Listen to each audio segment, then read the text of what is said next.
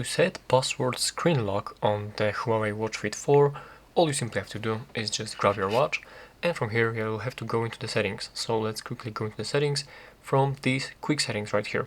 There's the settings button, and now we are in the settings. So from here you will have to scroll down, and right here you can find pin options.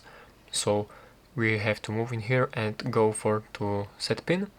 And now we have to enter a new pin, and it requires at least 6 digits, as you can see. So set up your pin with these 6 digits, and here's the information that the pin is too simple, but you can use it anyway.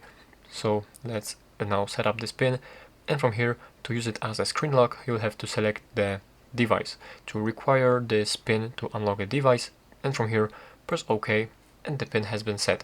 And now let's quickly lock this device. And I believe now to unlock it we'll have to insert the pin. Yes, and that is, as you can see, how to set password screen lock.